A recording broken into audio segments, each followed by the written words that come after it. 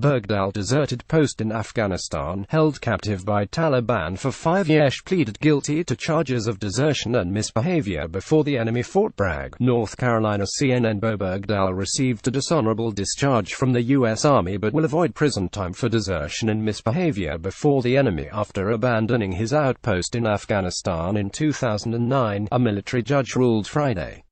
The judge also ruled that Bergdahl's rank be reduced from sergeant to private.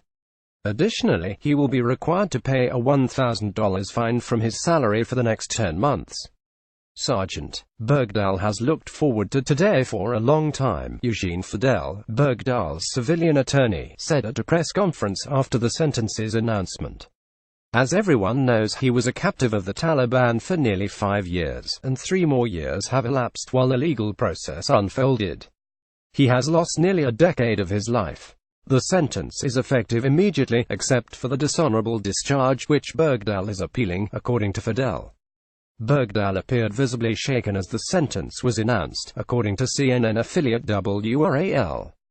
2 of his attorneys stood by his side with hands on his back while the judge, Army Col. Jeffrey announced, read the sentence. The Army soldier, whom the Taliban held for 5 years after he deserted his Afghanistan outpost, pleaded guilty last month to the charges. Bergdahl was released in May 2014 in a controversial exchange for 5 Guantanamo Bay detainees. He originally faced the possibility of life in prison, but the prosecution asked the judge for a 14-year sentence. Bergdahl's attorneys asked Nance for a punishment of dishonorable discharge. Bergdahl had chosen to be tried by a military judge instead of a jury. Defense: Bergdahl should not have been in the Army. Bergdahl's attorneys asked the judge for leniency during sentencing hearings, arguing he had a previously undiagnosed mental illness when he left his post. Hypothetically, he probably should not have been in the Army, said Captain Nina Banks, one of his military defense attorneys, in her closing argument. Bergdahl suffered from numerous mental illnesses, including schizotypal personality disorder and post-traumatic stress disorder, according to Dr. Charles Morgan, a forensic psychiatrist and professor at the University of New Haven and Yale University.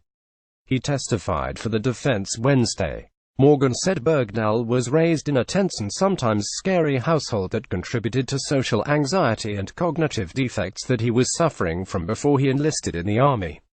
The defense also argued the information Bergdahl was able to provide upon his return and his willingness to share that information and cooperate with investigators warranted a more lenient sentence.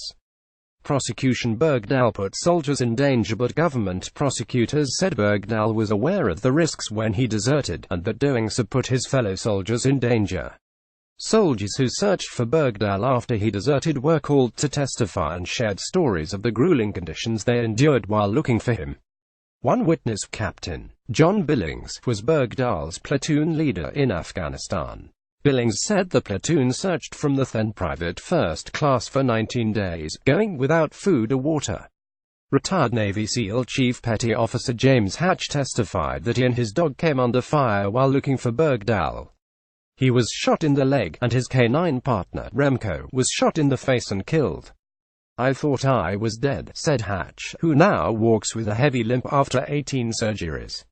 He said he was concerned because there was little time to plan the search for Bergdahl, and other soldiers knew he had willfully walked away. When asked why he would go searching for Bergdahl, Hatch said, "He is an American. He had a mom," he added. Bergdahl tearfully apologized this week to the service members who searched for him. "My words can't take away what people have been through," he said. "I am admitting I made a horrible mistake." Investigators said jail time would be inappropriate since his return home to the United States. The 31-year-old from Idaho has been the subject of scrutiny while the U.S. military investigated his decision to leave his post. Bergdahl has said he abandoned his post because he wanted to travel to a larger base to report a critical problem in my chain of command, though he did not specify what the problem was. He was charged with desertion and misbehavior before the enemy in March 2015.